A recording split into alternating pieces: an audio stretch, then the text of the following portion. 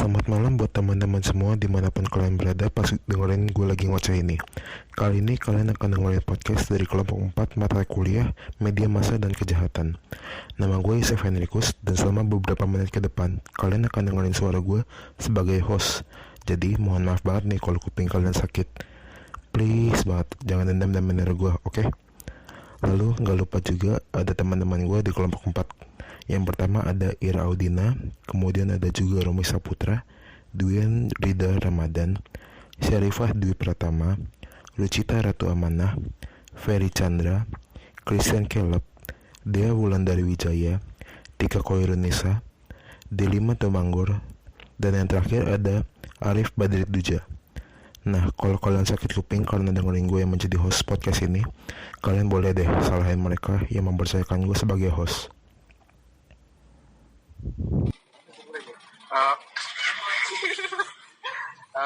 Selamat teman-teman semua yang lagi dengerin podcast kita kali ini dari kelompok 4 Media Massa dan Kejahatan. Kali ini kita akan bikin podcast bersama salah satu narasumber. Dia alumni Vkom Budi Luhur 2010. Mungkin narasumber kita lebih baik kenalan langsung kali ya. Silakan Bang, boleh perkenalan diri siapa teman-teman yang lain? Ya, kenalin nama gue Dori. Gue alumni Vkom Budi Luhur 2010. Dan gue sekarang jadi salah satu video jurnalis di salah satu media swasta yang ada di Indonesia, lebih tepatnya media yang paling tertua yang ada di Indonesia. Dan sekarang gue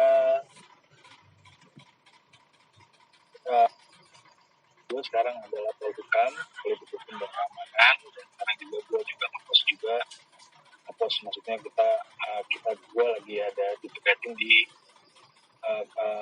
sekretariat wakil presiden yang dipercaya oleh kantor untuk menjadi wartawan di kantor wakil presiden.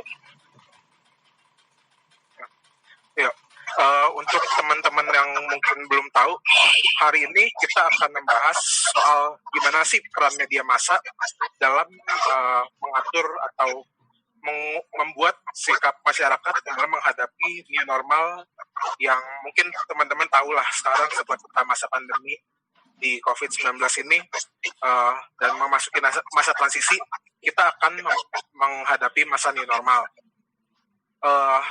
Kita udah dari kelompok 4 ini udah bikin beberapa pertanyaan dan akan ditanyakan langsung ke narasumber kita, ke Bang Dori.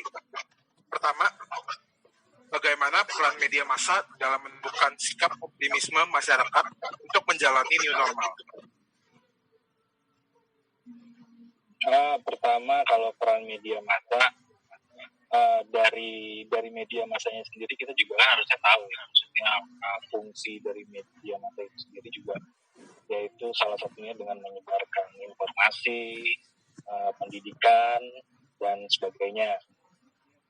Kalau misalkan untuk mendukung new normal, fungsi media massa ya mungkin kalau untuk terkait tentang kesehatan mungkin media massa bukan ke arahnya ke situ ya, cuma lebih mengarah ke pembentukan karakter sosial, budaya dan sebagainya.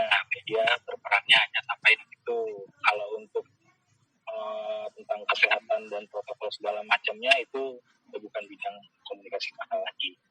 Tapi yang jelas media massa di sini juga sangat berperan penting dalam penyebaran informasi yang paling Begitu. Dalam membentuk karakter masyarakat. Terus kira-kira kenapa Bang media menjadi perantara dalam memberikan edukasi tersebut kepada masyarakat? Ya tadi gue bilang, maksudnya gini loh, media massa itu kan punya fungsi banyak ya, antara lain penyebaran informasi yang paling pertama, kedua memberikan pendidikan atau edukasi, ketiga hiburan dan sebagainya. kenapa media itu harus memberikan edukasi, ya karena harus sesuai dengan fungsi yang ada di dalam media massa itu sendiri. Dan media massa punya peran penting dalam, terlepas dari itu semua juga media punya peran penting dalam memberikan edukasi. Itu fungsi yang paling utama sih, selain penyebaran informasi itu. Berarti emang itu udah menjadi salah satu peran paling utama ya gitu Bang, media. Fungsinya kan adalah memberikan pendidikan, edukasi dan sebagainya gitu. Terus cara apa sih Bang yang digunakan oleh media untuk mengedukasi masyarakat ini dengan cara yang menarik begitu? Pertama, kalau kita lihat dari media massa saat ini ya. Halo? Ya. Ya, pertama kalau dilihat dari media massa saat ini juga semuanya tuh udah mulai mengedukasi masyarakat ya, melalui pemberitaan, entah itu baik online, televisi, radio, dan cetak, ya kan? Ya mungkin masih ada beberapa media yang masih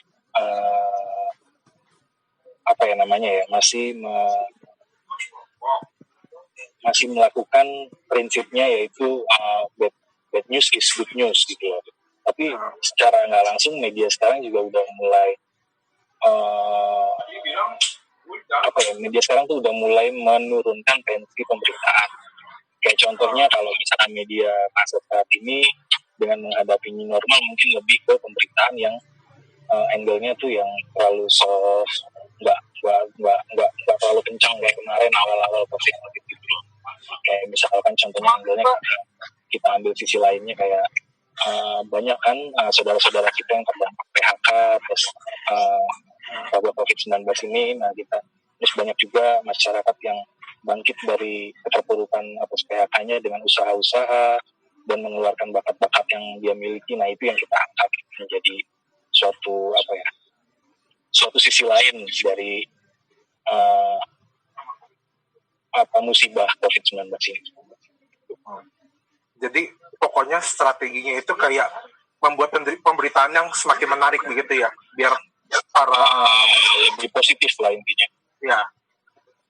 Terus nih Bang, kan di masa begini gak sedikit ada yang nyebar-nyebar berita hoax begitu. Gimana sih cara dari media dan juga kita sebagai masyarakat awam itu untuk menyaring dari berita-berita hoax yang terjadi? Sebenarnya kalau misalkan hoax itu kan adanya itu bukan di media massa ya, tapi lebih ke media sosial. Kayak contohnya kita dapat informasi dari grup WhatsApp yang kredibilitas beritanya itu nggak bisa dipertanggungjawabkan gitu loh. Itu yang justru bahaya. Kalau dari media massa sendiri, kita punya regulasi, kita punya aturan, kita punya SOP untuk cara kita nggak bisa langsung naikin sebuah berita tanpa ada data-data yang lengkap gitu. Kalau media sosial istilahnya kayak grup WhatsApp RT RW, saudara banyak tuh yang pada berantem di grup WhatsApp karena beda-beda pendapat seperti ini, ya itu kan hanya dari media sosial, berita-berita yang nggak bisa dipertanggungjawabkan. Kalau dari media massa sendiri sih hampir 100% itu bisa dipertanggungjawabkan. Tapi nggak menutup kemungkinan banyak juga media-media massa yang dalam tanda kutip kredibilitas beritanya nggak bisa dipertanggungjawabkan juga gitu. Banyak juga akun-akun. Sekarang kan kita banyak nih media sosial, media online yang namanya beraneka ragam. Ya kan? Bahkan juga media massa juga rentan untuk dijadikan alat untuk menjadi rentan untuk dijadikan alat politik dan sebagainya. Tapi pesan gue untuk masyarakat adalah untuk bagaimana kita untuk melihat sebuah berita itu dari media yang berkompeten, kredibilitas media itu sendiri juga udah bisa dipercaya, dan kalau bisa seandainya kita melihat dari satu media, berita di media, kita harus combine juga dengan media yang lain yang berredaksi ini gitu. Itu aja sih. Jadi jangan gampang percaya. juga orang kan sekarang gampang banget ngedit jago-jago, kayak misalkan kemarin nah lihat itu tentang penjemputan TKA tenaga kerja asing, padahal itu hoax, itu tahun kapan itu, cuma konsepnya itu, template-nya itu dibuat seperti media online ternama yang ada di Indonesia. Itu salah. Banyak, itu salah satu orang yang menyebarkan hoax itu seperti itu, tinggal kirim ke grup panas dan membuat opini yang negatif, ya udah akhirnya kalah kabur. Prinsip gue cuma satu sih, apa yang lo dengar itu hanya opini, tapi ya usahain lo harus mencari kebenaran itu sendiri ya, dengan cara coba untuk mengkombin berita satu dengan berita yang lain. Jadi kayak kalau misalkan informasi dari media media sosial begitu, kita nggak bisa cerna mentah-mentah gitu ya, tapi harus di cross check lagi dengan berita-berita dari pemberitaan media massa begitu ya. Betul. Nah, terus kan berarti kayak gini terlihat kalau media pemberitaan itu mungkin lebih ada sedikit pengaruh dari media sosial gitu ya.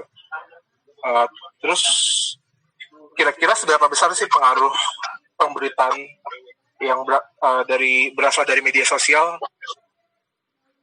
Sekarang tuh orang lebih percaya dengan media sosial dibanding orang membaca langsung berita. Jadi apa yang dikirim oleh keluarga atau teman di grup ini menjadi bahan opini-opini gitu, itu orang gampang banget meracuni itu. Orang nggak pernah mau tahu untuk membaca koran, menonton TV, melihat berita online yang medianya dan kredibilitasnya itu bisa dipercaya gitu. Hanya orang tuh hanya sepenggal kan, banyak juga itu kayak gitu.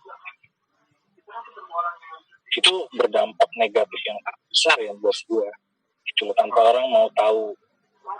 Misalkan gini, kita pribadi aja deh. Kita hanya melihat dari yang namanya, kalau misalkan koran, media online itu kan hanya ada teras berita judul besarnya aja.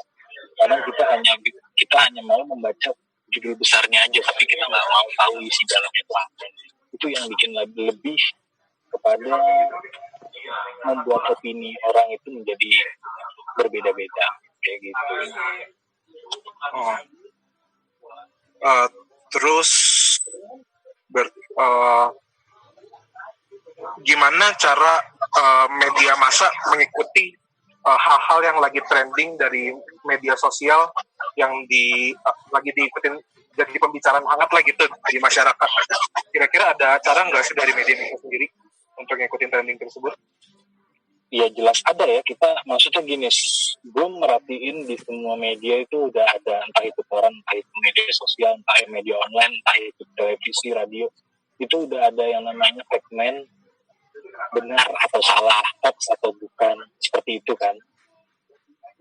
Itu fungsi dari media massa juga, meluruskan apa yang dikatakan orang itu, apabila itu hoax atau enggak, ya kita kupas di situ. Gitu loh, dengan entah itu dengan pada gambar, dengan ditelusuri lebih dalam gitu. Ternyata banyak berita-berita yang hoax dan itu diangkat oleh media massa saat ini. Banyak kan kayak gitu, kayak misalkan benar atau salah, program-program benar atau salah, hoax atau bukan, kayak gitu. Itu peran media massa juga untuk menjaga kebenaran. Berarti kayak tadi ya Bang, ini sebagai salah satu fungsi media untuk memerangi hoax gitu.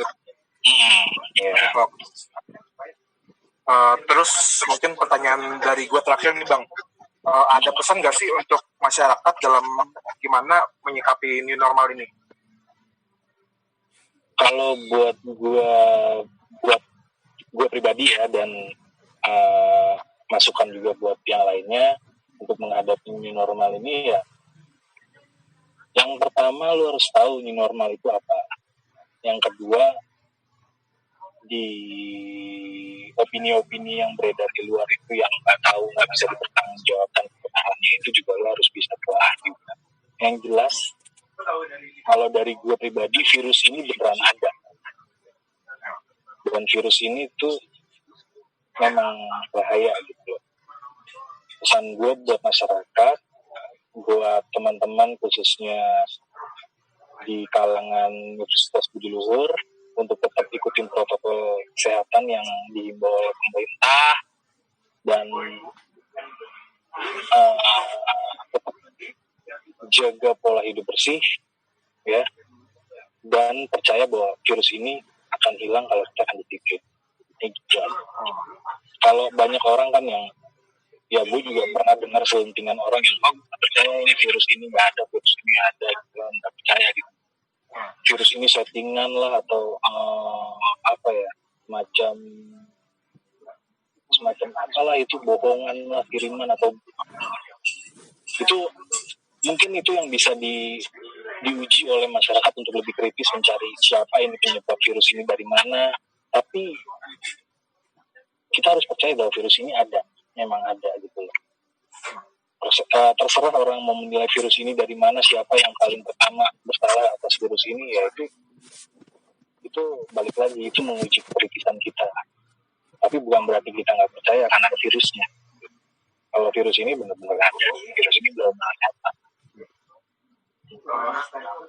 Iya sih Bang, emang nggak masih banyak lah gitu yang nggak percaya virus ini ada, atau masih menganggap sepele segala macam. Terus juga Kalau gue boleh cerita, teman deket gue adalah, nggak perlu gue sebutin namanya, kemarin itu dia baru positif corona dan sekarang dia udah di Wisma Atlet. Dan yang setahu gue, dia itu udah hidup sehat banget lah. Yang namanya perempuan, gimana kekhawatirannya itu udah segala macam, masker itu aja yang udah sebegitu mengikuti protokol kesehatan itu aja masih ada indikasi untuk terinfeksi positif gitu, apalagi yang kita sama sekali abai gitu. Itu aja sih.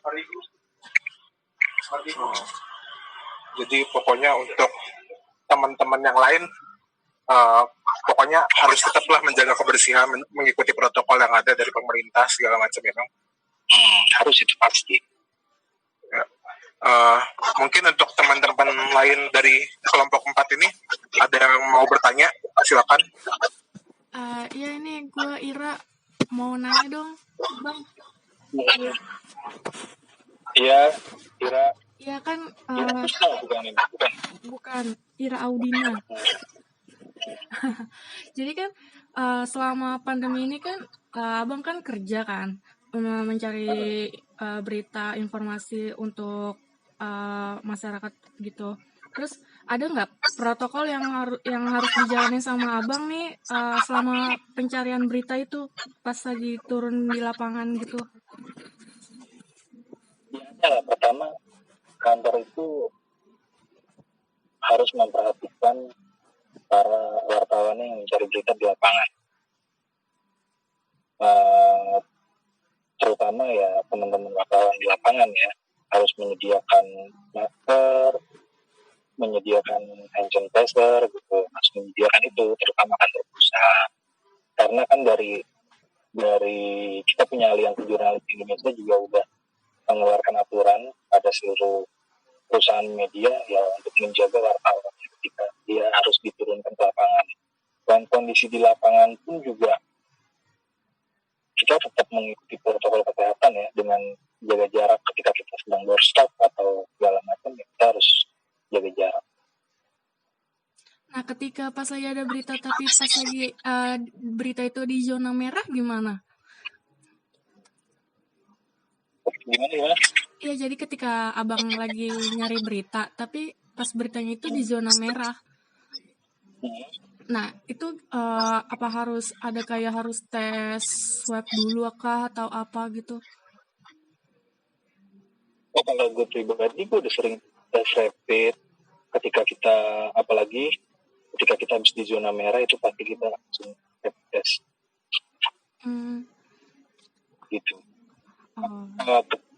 Jangan kan gitu deh, ketika awal-awal Menteri Perhubungan Budi Karya Sumadi itu dinyatakan positif, ya.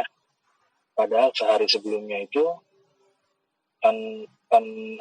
padahal sehari sebelumnya itu gue habis bertemu dengan beliau dan wawancara beliau, ya.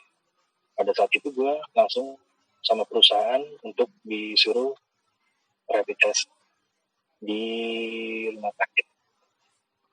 Oh, jadi kayak yang abang jalanin ke lapangan emang benar-benar tanggung jawab dari kantor gitu?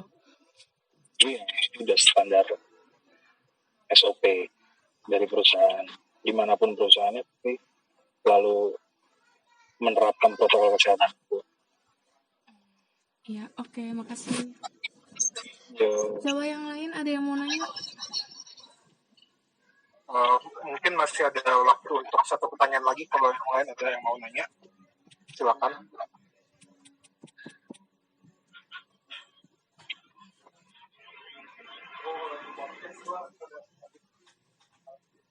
bahkan ketika gue sedang ada agenda di Istana Wakil Presiden pun, atau di kediaman rumah dinas Wakil Presiden Maruf Amin itu, ya gue harus melakukan protokol kesehatan. Apalagi di sana penjagaannya sangat ketat kan, gitu. Ya. Makanya protokol kesehatannya benar-benar gitu. Kalau misalkan emang suhu kita di atas rata-rata, ya kita nggak boleh masuk, ya nggak boleh masuk, boleh aja.